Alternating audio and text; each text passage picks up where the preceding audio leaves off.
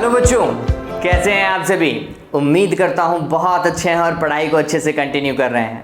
मैं हूं प्रशांत माहेश्वरी और fun with physics YouTube channel पर आप सभी का बहुत बहुत स्वागत है। आज हम एक छोटा सा पॉइंट ही डिस्कस करेंगे। ये पॉइंट एक तरीके से इम्पॉर्टेंट है क्योंकि आगे आने वाले डेरिवेशन जो है इस पॉइंट के रिलेशन से ही बढ़ेगी। ठीक है, तो इस पॉइंट का जो सार है वो हमें पता होना चाहिए। अंतर भी पूछा जाता है, मैं जो टॉपिक बताऊंगा उन दो टॉपिक में अंतर भी पूछा जाता है, तो उसे भी हम डिस्कस करेंगे। देखिए, टॉपिक है आज हमारे पास में विद्युत सेल, विद्युत वाहक बल एवं टर्मिनल वोल्टता। इसी के साथ में आंतरिक प्रतिरोध को और डिस्कस करेंगे। सबसे पहले हम सेल को डिस्कस करते हैं। और बायोलॉजी वाले बच्चों, ये सेल जो है कोशिका नहीं है, ये बात ध्यान में रखना। ये सेल बैटरी वाला सेल है। ठीक है, सेल क्या होता है भाई? विद्युत सेल आप सभी ने 10th में, 8th में, इवन शायद 7th में इसकी परिभाषा पढ़ रखी है। क्या? एक ऐसी युक्ति है जो कि रासायनिक ऊर्जा को किस में कन्वर्ट करती है? विद्युत ऊर्जा में कन्वर्ट करती है। अरे बच्चों, कुछ ऐसा ही है ना, घर में जो हम सेल यूज़ करते हैं 1.5 वोल्ट का होता है क्या? ऐसा सेल होता है, ऐसे आगे की ओर एक घुंडी लगी हुई होती है और हम बोलते हैं कि एक इसका पॉजिटिव टर्मिनल है और एक इसका क्या है, नेगेटिव टर्मिनल हो जाएगा। फिर जब आप इसके ऊपर रेटिंग देखते हो तो इसके ऊपर लिखा हुआ होता है 1.5 वोल्ट लिखा हुआ होता है, नहीं?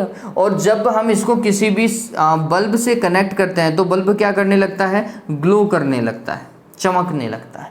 ऐसा ही होता है। हाँ, या फिर रिमोट में लगा देते हैं तो रिमोट काम करने लग जाता है। यही है। ये क्या कर रहा है? ये परिपथ में धारा प्रवाहित कराने का कार्य कर रहा है।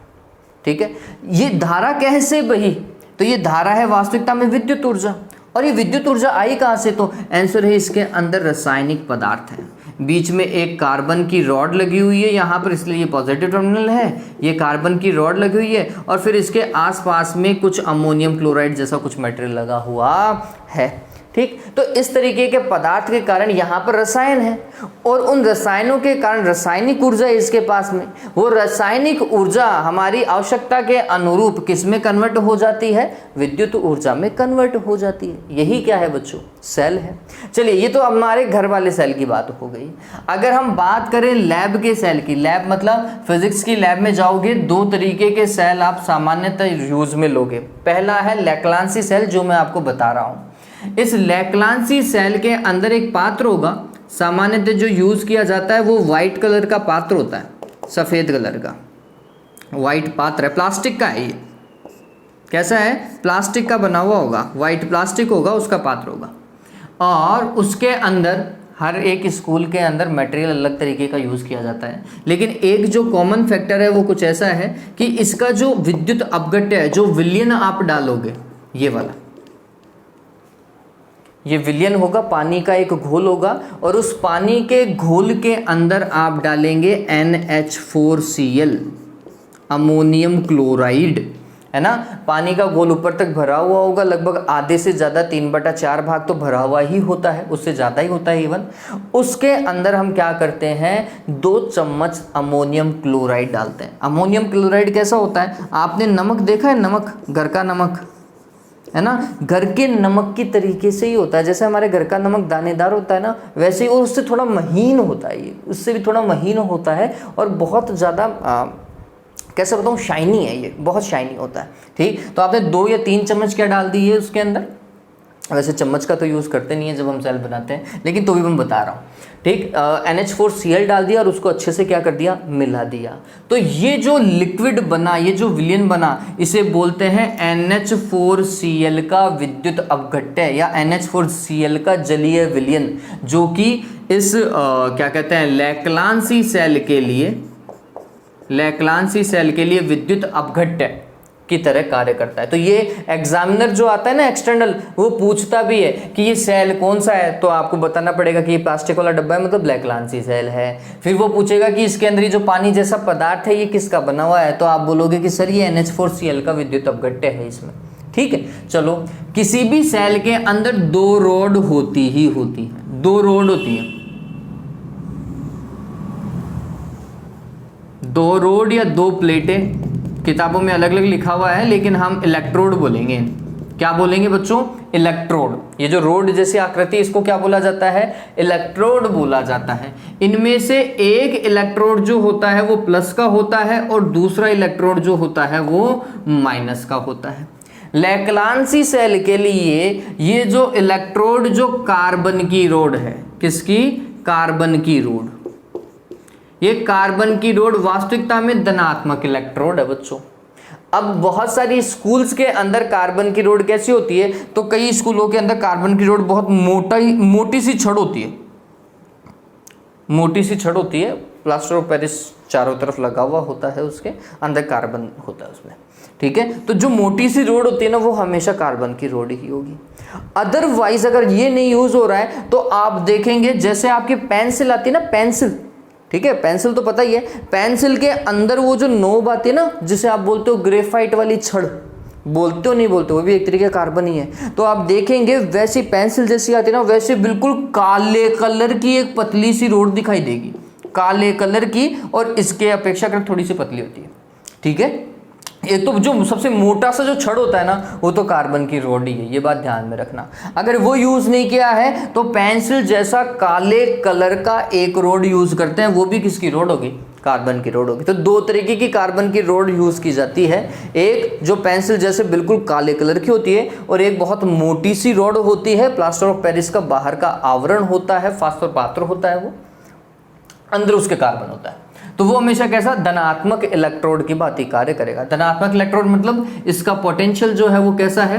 प्लस का है। इसका विभव कैसा है? प्लस का है। ये जो ऋणात्मक इलेक्ट्रोड है ना बच्चों, ये हमेशा जस्ते की छड़ होगी, जिंक की।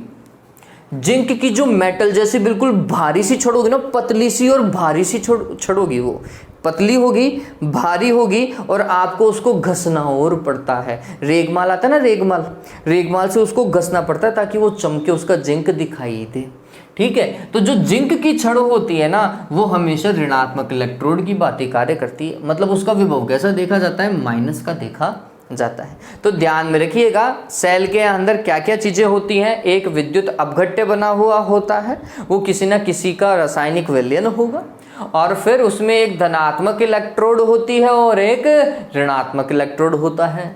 लैक्लांसी सेल के अंदर धनात्मक इलेक्ट्रोड किसका? कार्बन का, और ऋणात्मक जिंक का बना होता है। लैक्लांसी सेल का विद्युत वाहक बल पूछता है बच्चों। लैक्लांसी सेल का विद्युत वाहक बल होता है सामान्य ताप पर 1.4 वोल्ट। कितना? 1.4 वोल्ट। एक डेनियल सेल भी आप यूज करेंगे, डेनियल सेल भी है हमारे लैब के अंदर, हम यूज़ करते हैं। जब विभव मापी का एक्सपेरिमेंट किया जाता है तब डेनियल सेल का उपयोग होता है। अदरवाइज मीटर सेतु का आप करोगे या सामान्य विभव मापी का आप प्रयोग करोगे तो फिर लैक्लांसी सेल का उपयोग करोगे। और विभव मापी का जिसमें दो सेलों का विद्युत वाहक बलों की तुलना वाला प्रैक्टिकल है हमारे, उसके अंदर हम डेनियल सेल का और लैक्लांसी सेल दोनों का उपयोग करेंगे। तो डेनियल सेल में क्या होता है? एक जस्ते का पात्र होता है, जस्ते का नहीं, कॉपर का पात्र होता है। तो ये जो कॉपर का बाहर वाला पात्र होता है ना, पात्र खुद ही इसका एक इलेक्ट्रोड होता है। एक इलेक्ट्रोड तो खुद पात्र है ना, और वो धनात्मक इलेक्ट्रोड है। कॉपर का जो है वो धनात्मक इलेक्ट्रोड है। फिर इसमें यहाँ पे विलयन है और CuSO4 है। ये विलयन कौन सा है? CuSO4। और एक फास्फर पात्र होता है, खोखला बेलनाकार फास्फर पात्र होता है, और उसके बीचों बीच एक जस्ते की छड़ होती है। किसकी छड़ होती है बच्चों? जस्ते की छड़ होती है। जो अंदर वाली छड़ देखिएगी ना, ये जिंक की छड़ होगी, और जिंक की कैसी होती है? ऋणात्मक होती है। हाँ, इसके अंदर भी विलयन भरा हुआ होता है, लेकिन ये HCl का तनु विलयन होता है। ये अंदर वाला विलयन क्या है? HCl और तनु HCl, मतलब पानी होता है, पानी में 2 बूंद HCl डाल देते हैं अपन, काम हो जाता है, 2-3 बूंद से काम हो जाता है, ठीक है। तो पानी के अंदर अगर सांद्र 2 बूंद HCl डाल दिया तो ये तनु HCl का क्या हो जाएगा? घोल हो जाएगा। तो अंदर जिसमें जिंक की रॉड होती है वो HCl वाला एसिडिक पदार्थ होता है, बच के रहना, क्योंकि इससे आपके कपड़ों का कलर उड़ जाता है। तनु होता है तो जलते तो नहीं है, लेकिन कपड़ों का जो कलर है वो उड़ जाता है इससे, ठीक है। और ये जो बाहर जो पात्र के अंदर वाला विलयन है वो CuSO4 का है, कॉपर सल्फेट का है। कॉपर का जो पात्र है खुद एक इलेक्ट्रोड की भांति व्यवहार करेगा, प्लस का इलेक्ट्रोड होता है।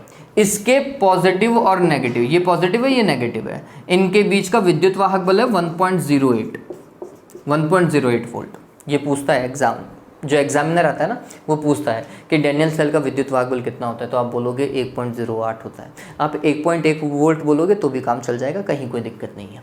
ठीक है, तो ये इस तरीके के होता है, ऐसे सेल यूज लिए जाते हैं। हमारे लैब में लैक्लांसी और डैनियल का ज़्यादा उपयोग होता है, हमारे घरों में इसका शुष्क सेल का उपयोग ज़्यादा होता है। और ये सारे के सारे ये जो सेल है ना, ये जो तीनों मैंने आपको बताया, लैक्लांसी, डैनियल, शुष्क सेल, ये सारे के सारे प्राथमिक सेल हैं। प्राथमिक सेल कौन से होते हैं? जिन्हें एक बार बना लिया तो उन्हें वापस से रिचार्ज नहीं किया जा सकता। मतलब ये रासायनिक ऊर्जा से विद्युत ऊर्जा तो दे देते हैं, लेकिन वापस से इनको रासायनिक ऊर्जा नहीं दी जा सकती, मतलब इनको चार्ज नहीं किया जा सकता, या जिन्हें वापस से उपयोग में नहीं लिया जा सकता। एक बार इनकी वोल्टता खत्म हो गई, अरे आप ये जो सेल लेकर के आते हो सामान्यतः वो यूज होने के बाद में फेंक ही तो देते हैं ना, फेंक देते हैं ना, ठीक। तो वो कौन से सेल होंगे? प्राथमिक सेल, जिन्हें एक बार ही यूज किया जाता है, फिर वापस यूज करने के लिए नया लाना पड़ता है, नया बनाना पड़ता है, ठीक। ऐसे ही द्वितीयक सेल भी आते हैं, जैसे सीसा संचायक सेल जो है वो द्वितीयक सेल है। आजकल तो इस तरीके की बैटरी भी रिचार्जेबल आ गई हैं, वे द्वितीयक सेल हैं। द्वितीयक सेल मतलब जिन्हें एक बार उपयोग में लिए जाने के बाद में वापस से उपयोग में ले सकते हैं। क्यों? क्योंकि उन्हें चार्ज किया जा सकता है। ऐसे सेल जिन्हें चार्ज किया जा सकता है उन्हें हम क्या बोलते हैं? द्वितीयक सेल बोलते हैं। हालांकि अपने कोर्स का भाग नहीं है तो भी थोड़ा सा जनरल नॉलेज में आपका बढ़ा रहा हूँ, ये आपने कभी पढ़ रखा है, पढ़ा है नहीं पढ़ा है सेल प्राथमिक और द्वितीयक? चलो, तो ये पता चल गया ना देवताओं। काम करना चालू करते हैं, थ्योरी लिखना चालू करते हैं।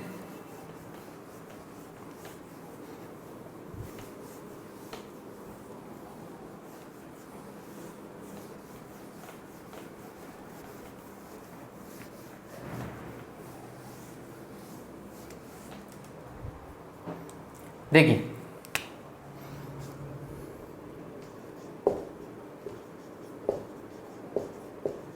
वे युक्तियां जिनका उपयोग किसी परिपथ में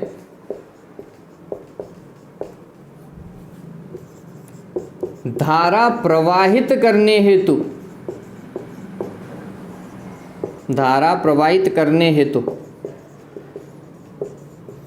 किया जाता है सेल कहलाती।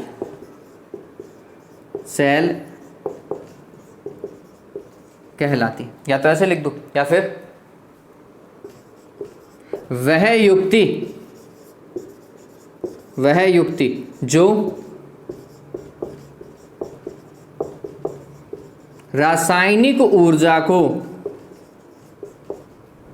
किसमें? विद्युत ऊर्जा में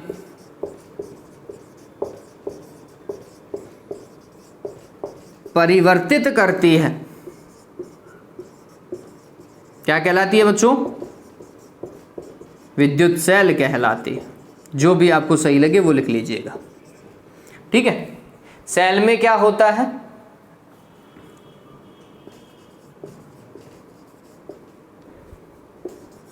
किसी भी सेल में दो इलेक्ट्रोड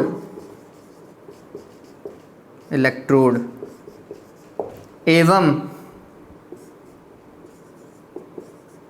एक विद्युत अपघट्य होता है।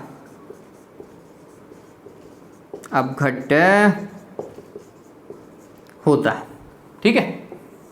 चलो, अब इतना काम तो हो गया, ये तो हमें पता भी था। मेन बात आती है विद्युत वाहक बल और टर्मिनल वोल्टता की। किसकी बच्चों? विद्युत वाहक बल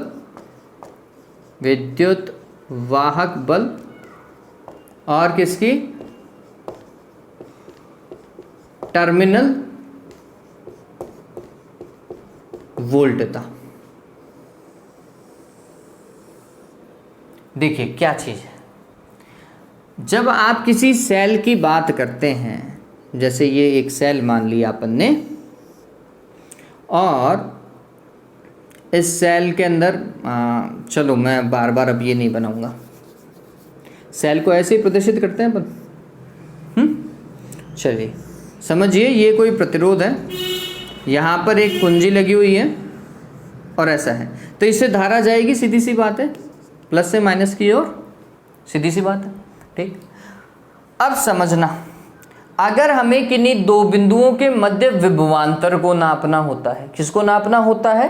विभवांतर को नापना होता है, तो हम क्या करते हैं? वोल्टमीटर का उपयोग करते हैं। जैसे प्रतिरोध के सिरों पर अगर मेरे को विभवांतर नापना है, मैं क्या लगाऊंगा? इसके समांतर क्रम में एक वोल्टमीटर लगा दूंगा, तो मेरे को पता चल जाएगा कि इसके सिरों पर कितना विभवांतर है। पता चलेगा नहीं चलेगा? ठीक, ऐसे ही अब समझिए इस चीज को, विद्युत वाहक बल वास्तविकता में एक तरीके का विभवांतर ही है। इसके नाम से आपको ऐसा लगेगा ये कोई बल है, बच्चों ध्यान में रखना, ये बल नहीं है, ये नाम बहुत पहले ही दे दिया गया था। जब इस परिकल्पना को समझा भी नहीं गया था ना कि विद्युत वाहक बल क्या चीज होती है, उससे पहले तो नामकरण ही कर दिया। ये कुछ ऐसा है कि बच्चा पैदा हुआ नहीं, उससे पहले तो घर वालों ने उसका नाम रख लिया, चुन्नू मुन्नू कुछ भी। ठीक है, ये कुछ ऐसा ही था कि विद्युत वाहक बल जब लोगों को अच्छे से पता ही नहीं था, तभी उसका नाम दे दिया, ये तो विद्युत वाहक बल है। लोग तो फिर लोगों के मन में एक अंधविश्वास भी आ गया। अंधविश्वास ये कि एक तरीके का क्या है? बल है। नहीं बच्चों, ये बल नहीं है, ये क्या है? विभवांतर है। क्या है? विभवांतर है। एग्जाम में पूछा जाता है क्या विद्युत वाहक बल वास्तविकता में एक बल है? आंसर है नहीं, यह बल नहीं है, ये विभवांतर है। ठीक है, अब किसके बीच का विभवांतर वो समझिए। हम बोलते हैं सेल के अंदर एक धनात्मक और एक ऋणात्मक इलेक्ट्रोड होता है, इन दोनों के बीच का विभवांतर, सेल के धनात्मक और ऋणात्मक इलेक्ट्रोड के बीच का विभवांतर, कंडीशन अप्लाइड है जब परिपथ में कोई धारा प्रवाहित ना हो। ये लो, ओपन स्विच खुला हुआ होना चाहिए, तो खुला हुआ होगा तो क्या इसमें धारा जाएगी? क्या नहीं जाएगी। और उस स्थिति में अगर आप सेल के धनात्मक और ऋणात्मक इलेक्ट्रोड के बीच का विभवांतर नापते हैं तो वह किसके बराबर होगा बच्चों? विद्युत वाहक बल के बराबर होगा। किसके? विद्युत वाहक बल के। और अगर सेल में धारा जा रही है, सेल में नहीं, परिपथ में धारा जा रही है, ऐसा यूं, ठीक है, अगर परिपथ में धारा जा रही है, वो भी सेल से जा रही है, बंद परिपथ है, धारा जाएगी जाएगी। और उस केस में जब आप विभवांतर नापते हैं, इन्हीं के बीच का, धनात्मक और ऋणात्मक इलेक्ट्रोड के बीच का विभवांतर नापते हैं, तो उसे क्या कहा जाता है बच्चों? टर्मिनल वोल्टता। क्या कहा जाता है? टर्मिनल वोल्टता कहा जाता है। ध्यान में रखोगे, है तो धनात्मक और ऋणात्मक इलेक्ट्रोडों के बीच का विभवांतर, लेकिन एक बार धारा जा नहीं रही थी तो विद्युत वाहक बल हो गया, और जब धारा जा रही थी तब वो किस में कन्वर्ट हो गया? टर्मिनल वोल्टता में कन्वर्ट हो गया। ध्यान रखिएगा इस चीज को। ठीक है, चलिए तो अपन ये लिख देते हैं, ये एग्जाम में पूछता भी है। इनमें अंतर क्या है? जो बाहर से एक्सटर्नल आता है प्रैक्टिकल लेने, वो भी पूछता है कि भैया इनमें अंतर क्या है ना? तो हमने क्या लिखना है वो समझिए। पहला समझिए, किसी सेल के धनात्मक तथा ऋणात्मक इलेक्ट्रोडों के मध्य का विभवांतर जब सेल से परिपथ में कोई धारा प्रवाहित ना हो, अर्थात परिपथ खुला हो,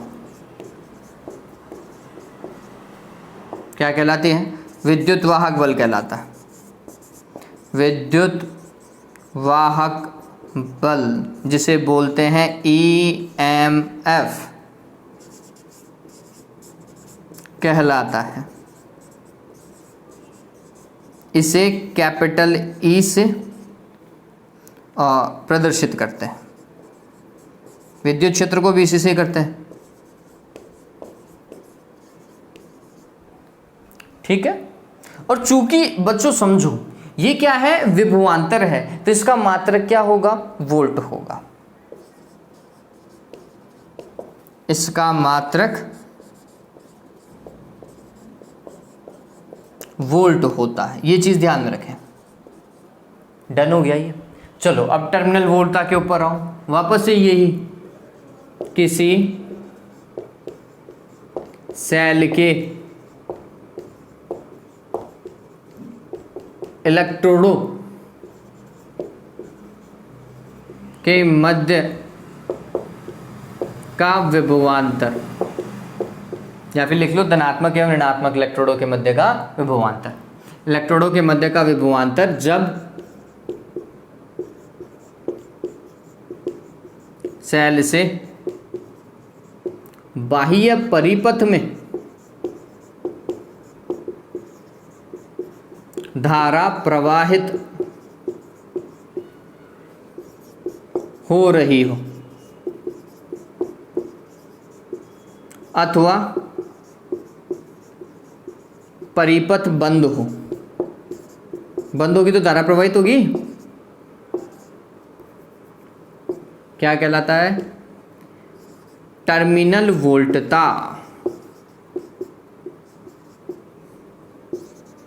टर्मिनल वोल्टता कहलाते हैं। इसे किससे बच्चों, V से, कैपिटल V से प्रदर्शित करते हैं,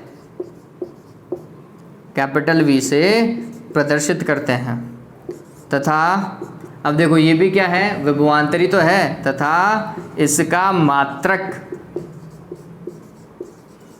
मात्रक वोल्ट होता है। क्या होता है रे देवताओं, वोल्ट होता है। डन। इन दोनों से रिलेटेड एक और क्वांटिटी है, उस क्वांटिटी का नाम है आंतरिक प्रतिरोध, इंटरनल रेजिस्टेंस। इसको बोलते हैं इलेक्ट्रोमोटिव फोर्स, इसको टर्मिनल पोटेंशियल, और जो आएगा वो आंतरिक प्रतिरोध है, इंटरनल रेजिस्टेंस है। ठीक, उसे हम डिस्कस करेंगे, अभी देखते हैं उसे। एक बार के लिए इसको उतार, जल्दी से इसे उतारें, जल्दी से इस चीज़ को उतार लीजिए, उसके बाद में देखते हैं।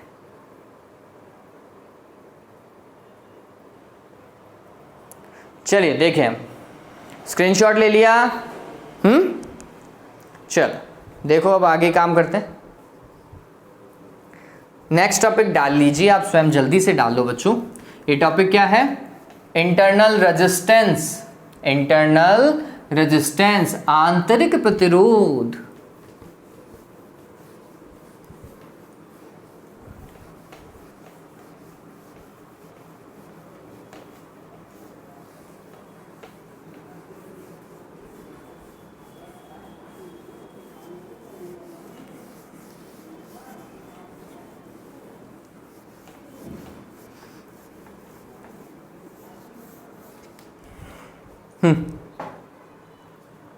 देखो आंतरिक प्रतिरोध के लिए चलो टॉपिक तो लिख देता हूं मैं।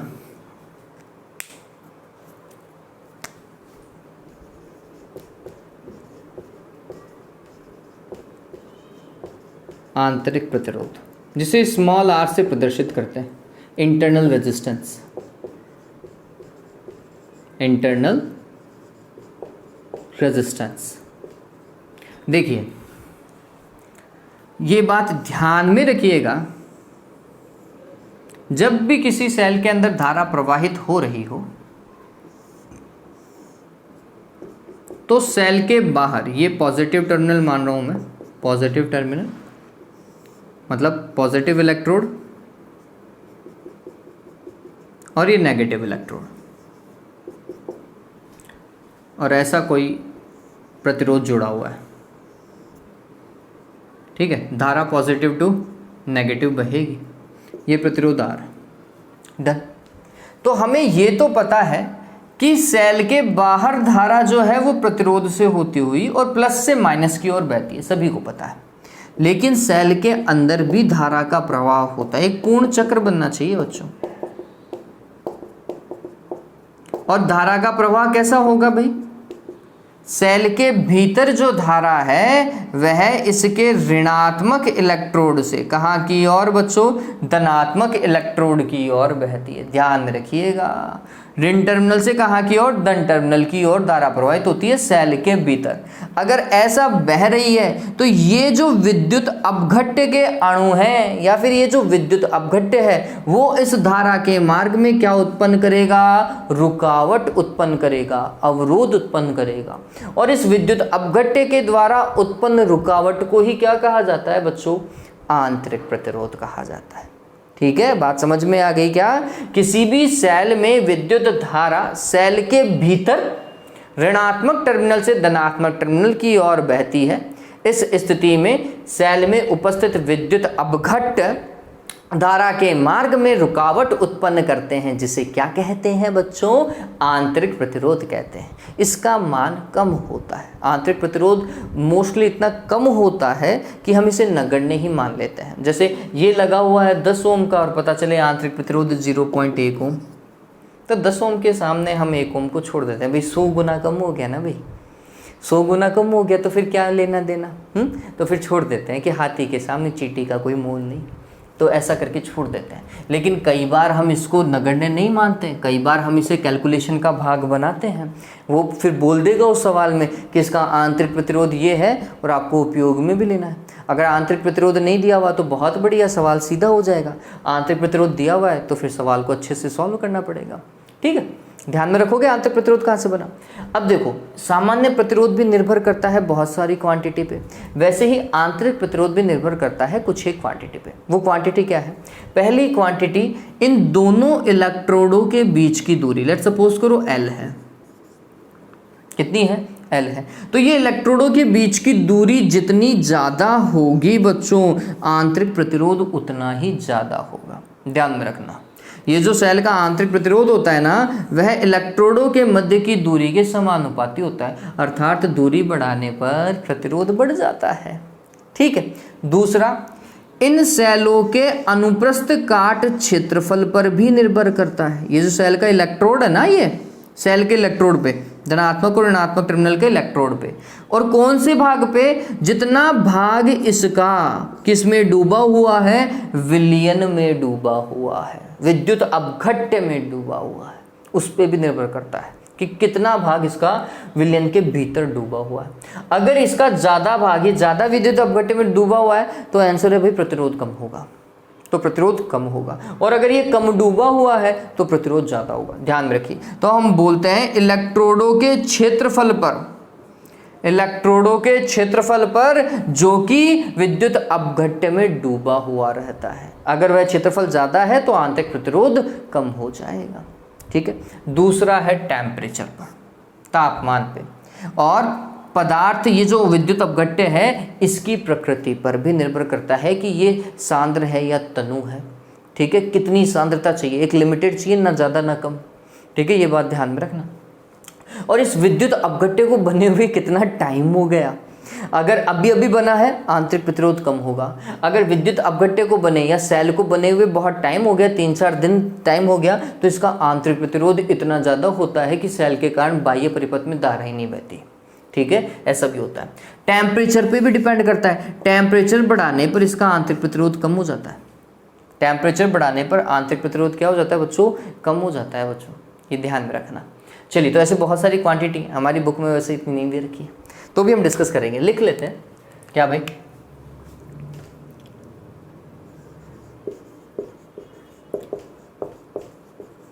किसी परिपथ में विद्युत धारा सेल के धन टर्मिनल से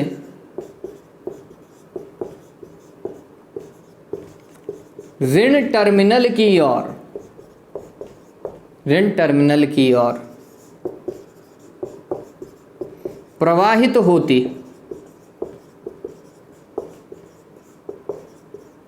लेकिन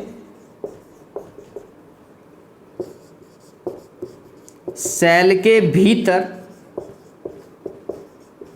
यह धारा ऋण टर्मिनल से कहाँ की ओर बच्चों, धन टर्मिनल की ओर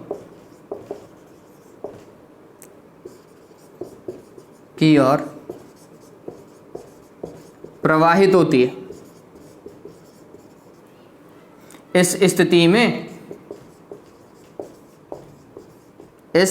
में विद्युत अपघट्य सेल के भीतर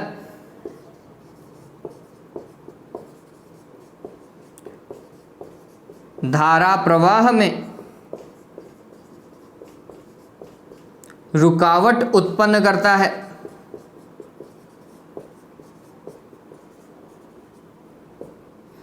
जिसे ही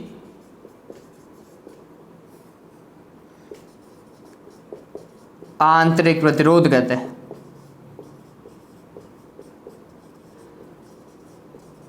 आंतरिक प्रतिरोध कहते हैं।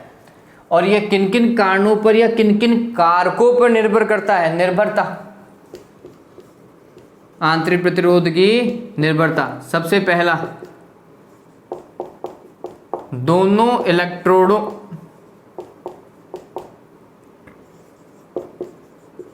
के मध्य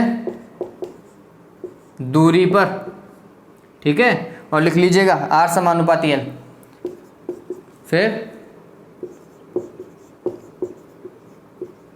इलेक्ट्रोडों के क्षेत्रफल पर जो विद्युत अपघट्य में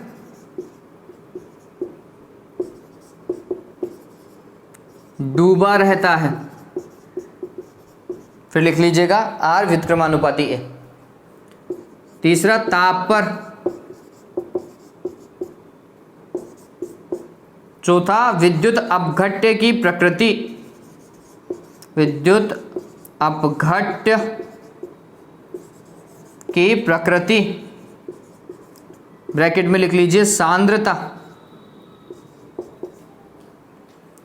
कंसंट्रेशन ऑफ इलेक्ट्रोलाइट। हाँ, और कोई रह गया क्या? मैंने और कुछ आपको बताया और रह गया क्या? ताप पर, विद्युत अपघट्य की प्रकृति पर, क्षेत्रफल पर, सब पे तो बता दिए। डन हो गया ना? डन है, ठीक। चलो, तो ये आंतरिक प्रतिरोध था। अब बच्चों इन तीनों में एक संबंध है। किस में? विद्युत वाहक बल में, आंतरिक प्रतिरोध में और टर्मिनल वोल्टता में। इन तीनों में क्या है? एक संबंध है बच्चों। किस तरीके से उस संबंध को प्रदर्शित किया जाता है वो समझिए। लेट्स सपोज कीजिए कि हमारे पास में कोई सेल है, ये ऐसा, और यहां पर एक बाह्य प्रतिरोध लगा हुआ है कैपिटल R, जिसमें धारा जानी है। इस सेल का खुद का एक आंतरिक प्रतिरोध भी है स्मॉल r, वो अपन ने इसके साथ में कनेक्ट कर दिया। तो सेल देखा जाए तो A से लेकर कहाँ तक का है बच्चों? B तक का सेल है। सेल इतना बड़ा है, आंतरिक प्रतिरोध भी तो सेल के अंदर ही होगा आगे, ठीक है। चलो, हो गया काम। सेल का विद्युत वाहक बल हम E लिखते हैं, आंतरिक प्रतिरोध R, और ये कैपिटल R हो गया। लेट सपोज कीजिए इसमें धारा आई जा रही है, कैपिटल I। डन हुआ? हाँ, देखना भैया, सेल का विद्युत वाहक बल E बराबर क्या होगा? तो इस सेल के कारण एक तो धारा इससे गुजरी, मतलब विभवपतन यहाँ हुआ, और एक विभवपतन कहाँ हुआ? यहाँ पर हुआ, ठीक। तो हमने बोला विभवपतन ये तो था I और कैपिटल R, ठीक है, एक तो ये, दूसरा प्लस दूसरा विभवपतन किसके? इस पे I और स्मॉल r। बात समझ में आई क्या? ये E विद्युत वाहक बल, IR कैपिटल R सिरों के प्रतिरोध पर या बाह्य प्रतिरोध पर विभवांतर, और ये आंतरिक प्रतिरोध पर विभवांतर। कुछ इस तरीके से विद्युत वाहक बल का रोल होता है। ये जो IR है ना बच्चों, ये IR, इस IR को हम टर्मिनल वोल्टता के रूप में देखते हैं। कैसे? इसको उठा करके इधर लेकर के आओ, E माइनस IR करो, बराबर क्या होगा? कैपिटल IR होगा क्या? अब इस चीज़ को समझिए, ये पूरा का पूरा भाग कौन सा? सेल और आंतरिक प्रतिरोध पर विभव पतन पूरा मिलकर के क्या हो जाता है? टर्मिनल वोल्टता होगा। अरे इस पे विभव पतन तभी होगा, मेरी बात को समझना, इस पे विभव पतन तभी होगा जब सेल से धारा जाएगी, नहीं तो इसके ऊपर कैसा विभव पतन होगा? होना ही नहीं चाहिए। ठीक है, तो हम बोलते हैं कि सेल और फिर आंतरिक प्रतिरोध, इस पूरे को मिलाकर के अगर आप क्या देखें, विभवांतर देखें, तो वो विभवांतर ही क्या होता है? टर्मिनल वोल्टता होती है। ये बात ध्यान रखना, सेल प्लस आंतरिक प्रतिरोध पर विभव पतन, वो क्या होगा? टर्मिनल वोल्टता। सेल और आंतरिक प्रतिरोध पर विभव पतन, माइनस में ही जाएगा भाई, विभव पतन हो रहा है। ये तो सोर्स हो गया और ये यूज हो गया। ठीक, तो ये पूरा का पूरा टर्मिनल वोल्टता है जिसे V कहते हैं। अगर ये V है तो फिर इसका मतलब ये भी क्या है बच्चों? V है, ध्यान रखिए। तो ये फॉर्मेट है, E minus IR is equals to क्या होता है? V होता है। तो V का एक फॉर्मूला E माइनस IR भी है, V का एक फॉर्मूला कैपिटल IR भी है, भूल मत जाना। ठीक है, तो यहाँ से आप अगर देखेंगे तो आप बोलेंगे कि V कम होता है किससे? विद्युत वाहक बल से। देख लो भैया, E में से कुछ घट रहा है तब जाके V आ रहा है। इसका मतलब विद्युत वाहक बल ज़्यादा है और टर्मिनल वोल्टता कम है। कंडीशन अप्लाइड, जब सेल से धारा जा रही है ना, जब सेल से धारा जा रही है, मतलब प्राथमिक सेलों में तो यही चलेगा। और हम जितना भी काम करेंगे 12th पर्पज़ में, उसमें 99.99 केस यही होगा जिसमें सेल से ही धारा जाएगी, ये ध्यान रखना। लेकिन ऐसा भी होता है बच्चों, जब सेल को चार्ज भी किया जाता है, जैसे द्वितीयक सेलों को चार्ज किया जाता है ना, तो जब किसी सेल को चार्ज किया जाता है उस स्थिति में ये थोड़ा सा चेंज हो जाता है। ये जो प्लस माइनस का IR है ना, ये प्लस के IR में कन्वर्ट हो जाता है। ध्यान में रखिएगा, टर्मिनल वोल्टता सिर्फ एक ही स्थिति में ज़्यादा होती है। कब? जब सेल को क्या किया जाता है? चार्ज किया जाता है। ठीक है, यहाँ पे प्लस का IR आ जाएगा।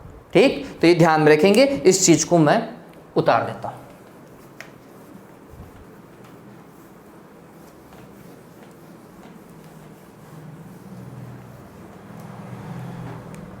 लिख लेते हैं, विद्युत वाहक बल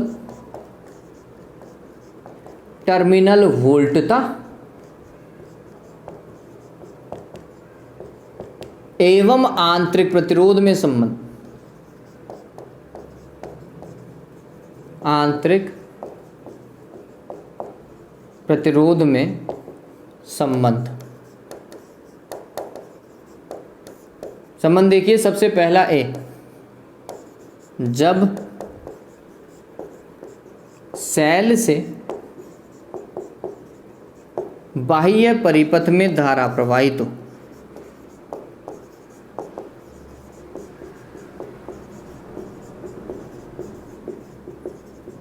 तो आप क्या लिखेंगे?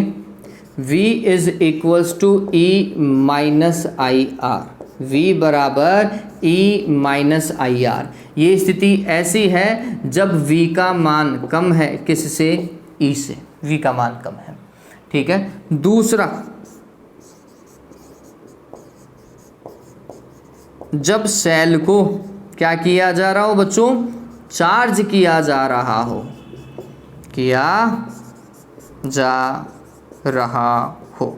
जब सेल को चार्ज करते हैं तब टर्मिनल वोल्टता होती है E प्लस IR, और यही एकमात्र ऐसी स्थिति है जब विद्युत वाहक बल कम होता है और टर्मिनल वोल्टता ज़्यादा होती है। तो ये भी पूछ लेता है कि टर्मिनल वोल्टता कब विद्युत वाहक बल से ज़्यादा होती है? आंसर क्या है? जब सेल को क्या किया जाए? चार्ज किया जाए। ठीक है, ये बात समझ में आया? चलो, तो इस चीज़ को उतार लीजिए। आज बहुत अच्छा पॉइंट डिस्कस किया है, हर बार वैसे अपन अच्छा ही पॉइंट डिस्कस करते हैं। ये इंटरेस्टिंग पॉइंट भी है। फिजिक्स में जब आप विद्युत धारा ऐसे चीज़ों को पढ़ते हो ना, हम हमारी डेली लाइफ में देखते हैं, तो ये सारी चीज़ें आप अपनी डेली लाइफ में देखेंगे। आप जब सेल बनाओगे ना, 12वीं में भगवान करे आप प्रैक्टिकल करो, आप लैब में जाओ, अच्छे से प्रैक्टिकल करो, तो आपको ये चीज़ें याद आएंगी। अरे सर ने बोला था कि हाँ, ये जितना डूबा हुआ होगा सेल उतना ही बढ़िया होगा, है ना। फिर टेम्परेचर, रूम टेम्परेचर रहे, ठीक है। विद्युत अपघट्य की प्रकृति, ना ज़्यादा सांद्र ना ज़्यादा तनु ऐसा होना चाहिए, ये बात ध्यान में रखना। ज़्यादा सांद्र हो गया तो भी आंतरिक प्रतिरोध बढ़ जाता है, तो भी आंतरिक प्रतिरोध बढ़ जाता है। हाँ, इसमें एक पॉइंट रह गया,